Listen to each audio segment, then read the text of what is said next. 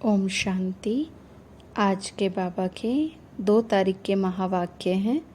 बाबा ने हम बच्चों को बताया कि बच्चे माया के चाहे कितने भी तूफान आए लेकिन कभी भी उससे घबराना नहीं है।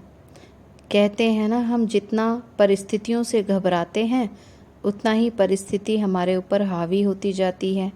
इसलिए बाबा कहते हैं कि बच्चे माया के तूफानों से घबराने की बजाय अपने स्वमान में स्थित रहो। जितना हमारा योग पावरफुल होगा, बाबा को हम जितना याद करते रहेंगे तो माया के हर तूफान को सहज ही पार करते रहेंगे। क्योंकि जब ऑलमाइटी सर्वशक्तिवान परम पिता परमात्मा हमारे साथ हैं तो उसके आगे माया के विघ्न ठहर ही नहीं सकते। इसलिए बाबा हम बच्चों को कहते हैं कि बच्चे बाबा के साथ उड़ने वाले बच्चे बनो, पुरुषार्थ में आगे बढ़ते रहो, पूरा शुद्ध पवित्र आत्मा बनो तो माया भी दूर भाग जाएगी।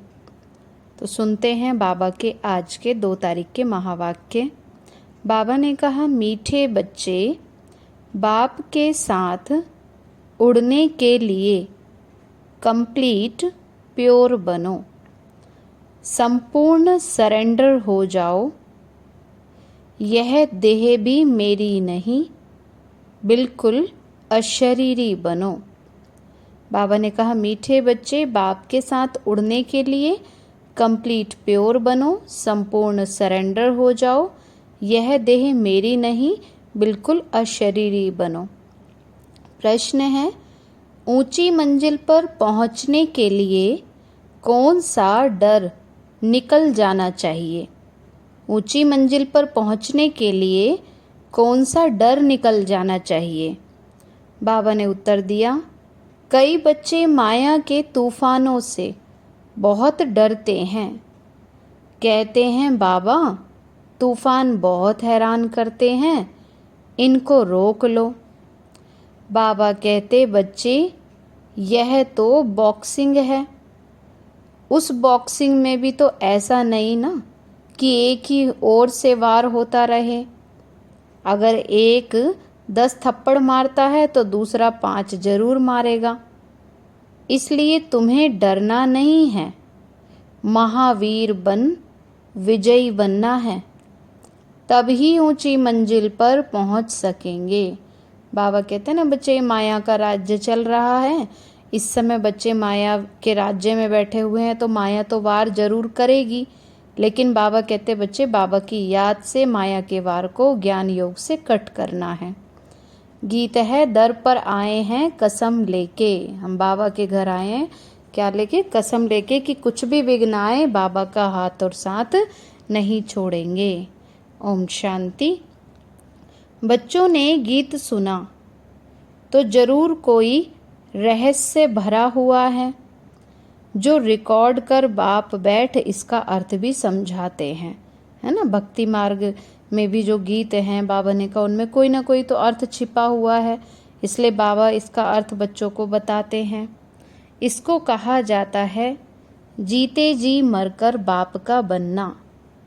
बाप का बनने के बाद टीचर का बनना, टीचर के बाद फिर मेजॉरिटी गुरु करते हैं। क्रिश्चियंस लोगों को भी जब बच्चा पैदा होता है तो क्रिश्चनाइज कराते हैं, गुरु की गोद में जाकर देते हैं।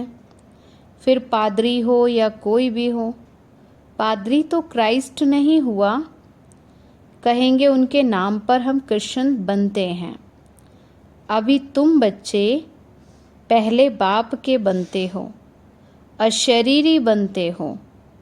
हमारा तन मन धन जो कुछ है वह बाबा को अर्पण करते हैं। जीते जी मरते हैं, अर्थात हम आत्मा उनके बनते हैं। तो यह बुद्धि में रहना है।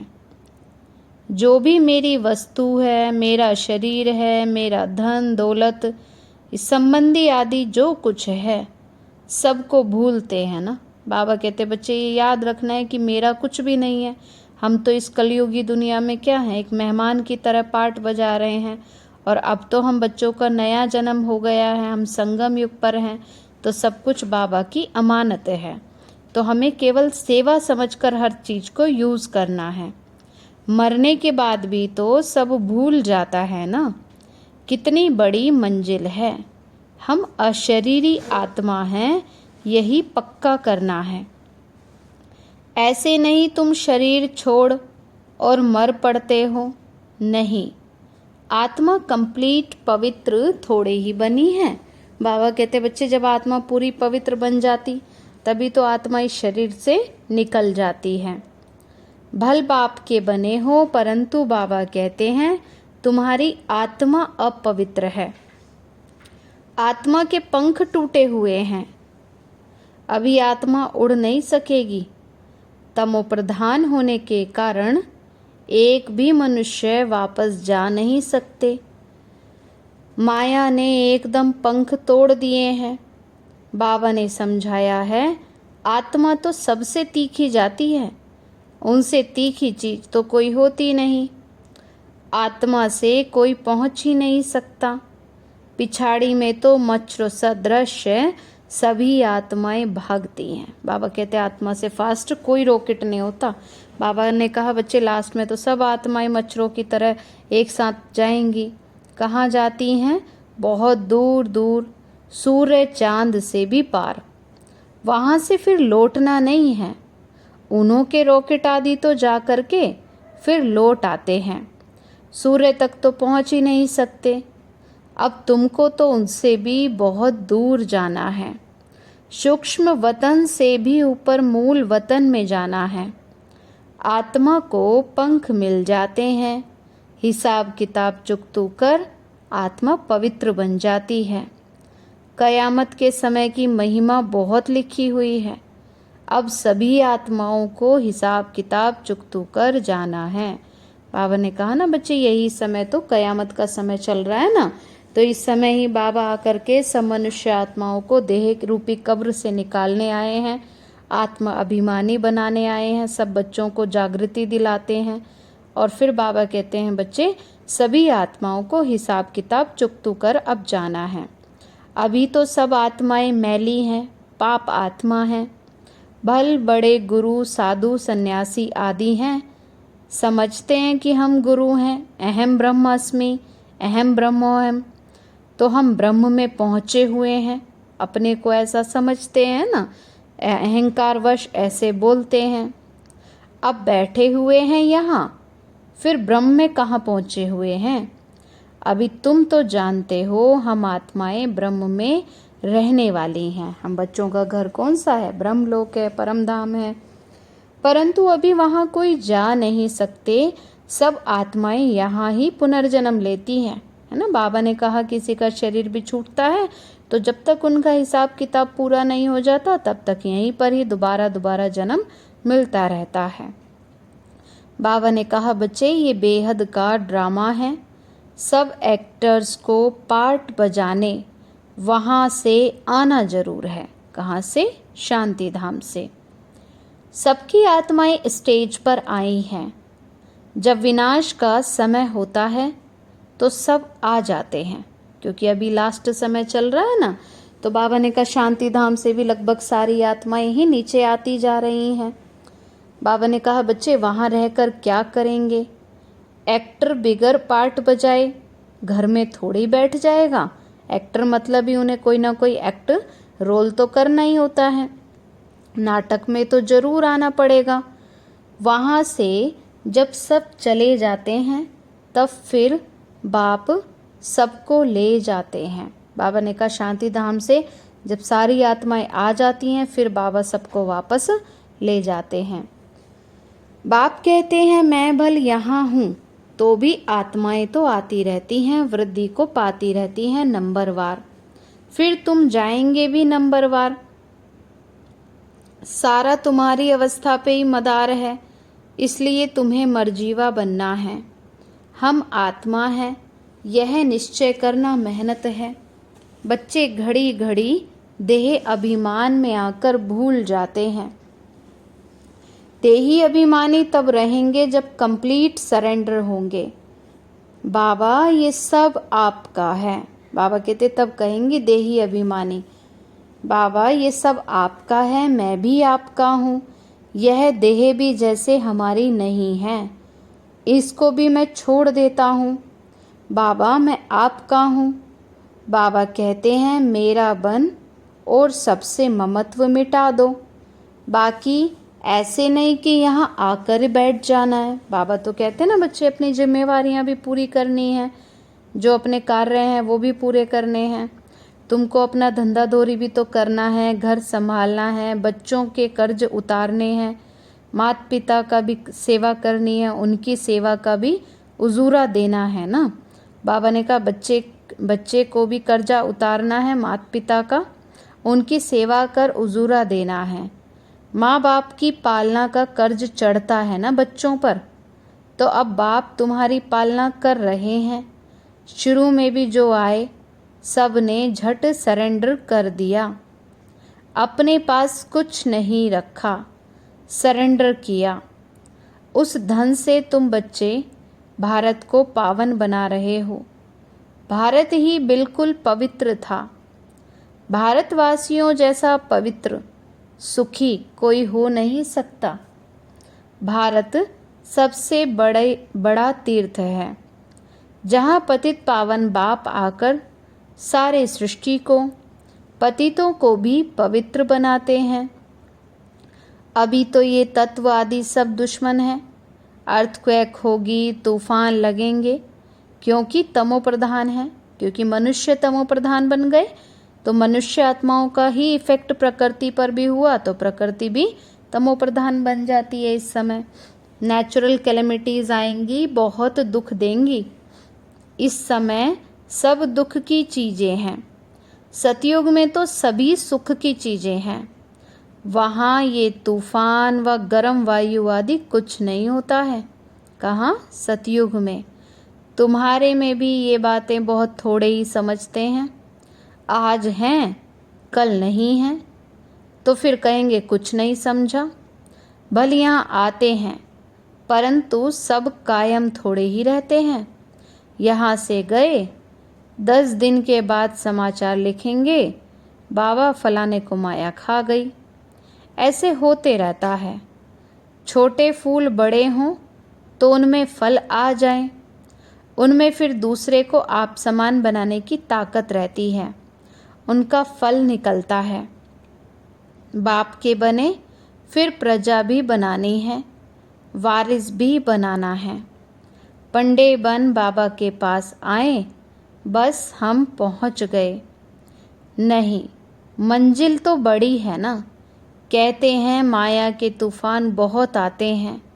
तुम बाप के बने हो, तूफान तो आएंगे। कहते हैं बाबा हम आपके ही थे, आपसे ही वर्षा लिया था, फिर पुनर्जन्म लेते 84 जन्म पास किया, फिर आकर आपका बने हैं।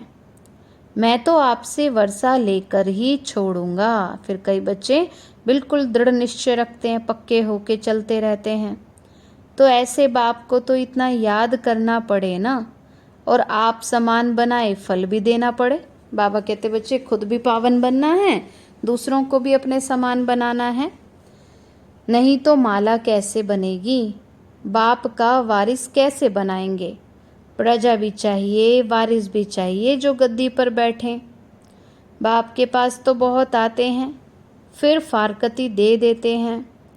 बुद्धि का योग टूटा, खेल खत्म। बाबा कहते जहाँ बाबा से बुद्धि योग टूट जाता है, वहीं माया बुद्धि पर वार कर देती है।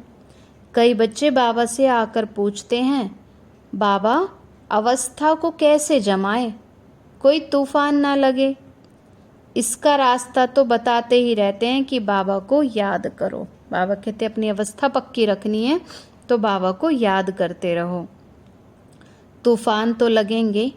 बॉक्सिंग में ऐसे कभी देखा जो कोई एक ही थप्पड़ खाता रहे? जरूर दोनों में ही हिम्मत होगी। 5 थप्पड़ अगर एक लगाएगा तो 10 दूसरा लगाता है। तो ये भी तो बॉक्सिंग है। बाप को याद करते रहेंगे तो माया भागती जाएगी, परंतु फट से तो नहीं होगा ना। माया से कुश्ती लड़नी है। ऐसे मत समझो माया थप्पड़ नहीं मारेगी, भल कोई भी हो। बड़ी बॉक्सिंग है ना, बहुत बच्चे डर जाते हैं, माया एकदम नाक में दम कर देती है। युद्ध स्थल है ना, बुद्धि योग लगाने में माया बड़े विघ्न डालती है ना। बच्चे चाहते हैं बाबा से बुद्धि योग लगाएं और इसमें ही माया विघ्न डालती है। मेहनत सारी योग में है। भल बाबा कहते हैं ज्ञानी तू आत्मा मुझे प्रिय है, परंतु ऐसे नहीं सिर्फ ज्ञान देने वाले प्रिय हैं। पहले तो योग भी पूरा चाहिए, बाप को याद करना है, माया के विघ्नों से डरना नहीं है। विश्व का मालिक बनते हो ना, सब बनेंगे। 16,108 की माला तो बहुत बड़ी है, अंत में आकर पूरी होगी। त्रेता अंत तक कितने प्रिंस प्रिंसेस बनते हैं, कुछ तो निशानियां हैं ना। 8 की भी निशानी है, 108 की भी निशानी है। यह बिल्कुल राइट है, माना जो 8 रत्न का गायन किया जाता है, 108 की माला गाई जाती है। त्रेतांत तक कितने 16,108 प्रिंस प्रिंसेस होते हैं। शुरू में तो नहीं होंगे, पहले थोड़े होते हैं, फिर वृद्धि होती जाती है। तो वह सब बनते तो यहाँ है ना। चांस बहुत अच्छा है, परंतु मेहनत भी तो बहुत है ना। गीत में भी कहते हैं कभी नहीं छोड़ूंगा, माना भगवान का हाथ और साथ कभी नहीं छोड़ूंगा, मर जाऊंगा। बाबा ये तन मन धन सब आपका है, हम अशरीरी बन आपको याद करते हैं, बुद्धि योग आपसे ही लगाएंगे। बाबा फिर कहते हैं ये सब तुम बच्चों के लिए ही है। बच्चे कहते हैं हमारा सब कुछ आपका है, कहते हैं ना ये सब भगवान ने ही दिया है। अब बाप कहते हैं ये सब खत्म हो जाना है, तुम्हारे पास क्या है, ये शरीर भी खत्म हो जाएगा। अब मैं फिर तुमको बदली कर देता हूँ। बाबा कहते हैं ये शरीर तो पुराना कलयुगी शरीर है, सतयुग में तो सब बच्चों को कंचन काया मिलती है, सिर्फ एक्सचेंज करते हैं ना। तो बाबा कहते हैं बच्चे अशरीरी बनो, मुझे याद करो, बुद्धि से सब कुछ सरेंडर करो। राजा हरिश्चंद्र की कथा है ना, बोला अमानत रख दो।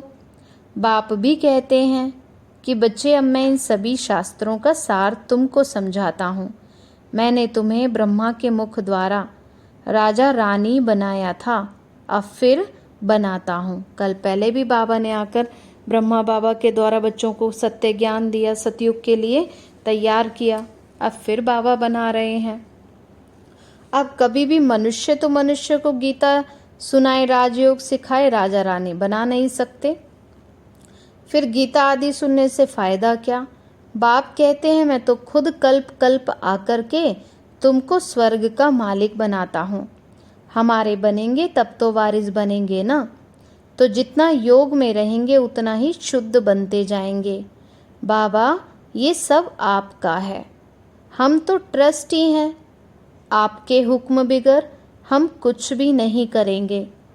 शरीर निर्वाह कैसे करना है वह भी मत लेते हैं, अक्सर करके गरीब ही पूरा पोता मेल भी देते हैं। साहूकार तो दे ना सके, सरेंडर हो नहीं सकते, कोई विरला ही निकलता है। जैसे एक जनक का नाम है, बाल बच्चे हैं, जॉइंट प्रॉपर्टी है, तो वह अलग कैसे हों। साहूकार लोग तो अपनी प्रॉपर्टी निकालें कैसे जो सरेंडर हों। बाप तो है ही गरीब निवाज, क्योंकि साहूकार लोगों को तो अपने धन से इतना मोह होता है, वह तो सोचते रहते हैं और बढ़ जाए और बढ़ जाए। जो गरीब बच्चे हैं उनके पास भले 100 रुपये भी होंगे तो भी वो उसमें से भी 10-20 रुपये सेवा में लगा देते हैं। अब बाप तो है ही गरीबों का रक्षक, सबसे गरीब तो माताएं हैं, उनसे जास्ती कन्याएं गरीब हैं। कन्या को कभी वर्षे का नशा नहीं होगा, बच्चे को तो बाप की प्रॉपर्टी की जागीर का नशा रहता है, तो वह सबको छोड़ फिर वैकुंठ का वर्षा लेना पड़े। बाबा कहते बच्चे अब कलयुगी नशे को छोड़ करके अब सतयुग का वर्षा लेने का पुरुषार्थ करना है। दान हमेशा गरीब को ही दिया जाता है। भारत है सबसे गरीब, अमेरिका तो बहुत साहूकार है, उनको वर्षा देते हैं क्या। बाबा आकर के वर्षा किसको देते हैं, भारतवासी बच्चों को। भारत ही सबसे साहूकार था और कोई धर्म नहीं था, सिर्फ भारतवासी ही थे। एक ही भाषा थी, गॉड इज़ वन। मैं वन सॉवरेंटी, वन धर्म, वन भाषा स्थापन करता हूँ। वन ऑलमाइटी, वन गवर्नमेंट स्थापन करता हूँ। वन से फिर 2, 3 होंगे। बाद में क्या होता है, बढ़ते जाते हैं, अलग अलग धर्म बनते जाते हैं। अब तो कितने धर्म हैं, अब फिर से ज़रूर वन धर्म आना चाहिए। 5000 वर्ष की बात है, एक ही धर्म था। विद्वानों ने तो सतयुग की आयु भी लाखों वर्ष लगा दी है, समझते ही नहीं कि सतयुग क्या होता है। समझते हैं कि स्वर्गवासी हुआ तो शायद ऊपर चला गया। दिलवाड़ा मंदिर में भी स्वर्ग ऊपर छत में है तो मनुष्य मूंझ जाते हैं। वास्तव में स्वर्ग कोई ऊपर नहीं है। तुम अभी जानते हो, बाबा के पास जाकर फिर हम यहाँ ही आकर के राज्य करेंगे। तो ये ज्ञान बुद्धि में रहना चाहिए जो कोई को भी समझा सको। कच्चे को तो माया चिड़िया खा जाएगी, इसलिए फ़ोटो भी मंगाए जाते हैं, रजिस्टर रखा जाता है। बाबा शुरू में सभी बच्चों का पासपोर्ट साइज़ फ़ोटो रखते थे ना, कि कौन कौन बच्चे हैं जो पुरुषार्थ कर रहे हैं। बाबा के पास समाचार भी तो आता है कि फलाने ने एक ही ऐसा ज्ञान का तीर मारा जो मैं बाबा का बन गया। शास्त्रों में भी लिखा हुआ है, कुमारियों द्वारा बाण मरवाए। अरे बाप को क्यों भूले हो, इसको ज्ञान बाण कहा जाता है ना। सिर्फ बाप की याद दिलानी है, बाकी कोई हिंसक बाण की बात नहीं है। बाबा कहते हैं, मैं ब्रह्मा मुख से सभी शास्त्रों का राज तुम्हें समझाता हूँ। ब्रह्मा तो जरूर यहाँ ही होना चाहिए। उन्होंने फिर विष्णु के नाभि कमल से ब्रह्मा दिखाया, जानते तो कुछ भी नहीं है। मनुष्यों को तो जो आया सो लिख दिया। गंदगी तो बहुत है, रिद्धि सिद्धि वाले भी बहुत हो गए हैं। जब सच निकलता है तो झूठे उसका सामना करते हैं। अब तुम समझते हो कि शिव बाबा है निराकार और यह ब्रह्मा है साकार, बाकी नाभि आदि की कोई बात ही नहीं है। अच्छा, मीठे मीठे सिकीलदे बच्चों प्रति माता पिता बाप दादा का याद प्यार और गुड मॉर्निंग। रूहानी बाप की रूहानी बच्चों को नमस्ते। रूहानी हम बच्चों की रूहानी माता पिता बाप दादा को नमस्ते नमस्ते नमस्ते। बाबा नमस्ते।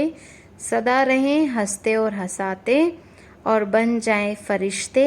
शुक्रिया बाबा, शुक्रिया बाबा, शुक्रिया बाबा। धारणा के लिए मुख्य सार है, अब ज्ञानी तो आत्मा बनना है। सिर्फ ज्ञान सुनने सुनाने वाला ही नहीं, याद की भी मेहनत करनी है। अशरीरी होकर अशरीरी बाप को याद करना है। सेकंड पॉइंट है, बाप का बनकर दूसरी सब बातों से ममत्व मिटा देना है। यह देह भी मेरी नहीं, पूरा देही अभिमानी बन कंप्लीट सरेंडर होना है। वरदान बाबा ने दिया, ज्ञान योग की पावरफुल किरणों द्वारा पुराने संस्कार रूपी कीटाणुओं को भस्म करने वाले मास्टर ज्ञान सूर्य भव। कैसे भी पतित वातावरण को बदलने के लिए अथवा पुराने संस्कारों रूपी कीटाणुओं को भस्म करने के लिए यही स्मृति रहे कि मैं मास्टर ज्ञान सूर्य हूँ। सूर्य का कर्तव्य है रोशनी देना और किचड़े को खत्म करना। तो ज्ञान योग की शक्ति व श्रेष्ठ चलन द्वारा यही कर्तव्य करते रहो। यदि पावर कम है तो ज्ञान सिर्फ रोशनी देगा, परंतु पुराने संस्कार रूपी कीटाणु खत्म नहीं होंगे। इसलिए पहले योग तपस्या द्वारा पावरफुल बनो। स्लोगन बाबा ने दिया, शुभ भावना शुभ कामना के श्रेष्ठ संकल्प ही जमा का खाता बढ़ाते हैं। शुभ भावना और शुभ कामना के श्रेष्ठ संकल्प ही जमा का खाता बढ़ाते हैं। इसलिए सबके प्रति हमारे मन में क्या रहे, शुभ भावना रहे, सबके लिए शुभकामना रहे, दुआएं रहे, तो बाबा कहते बच्चों का जमा का खाता बढ़ता जाएगा। अच्छा, अभी हम शुक्रिया करेंगे बाबा का। मीठे बाबा, आपने हमें सब कुछ दिया, आपका बार बार शुक्रिया। प्यारे बाबा, आप हमें ज्ञान, गुण, शक्तियों, वरदानों और सद्बुद्धि से भरपूर करते हैं, आपका बार बार शुक्रिया।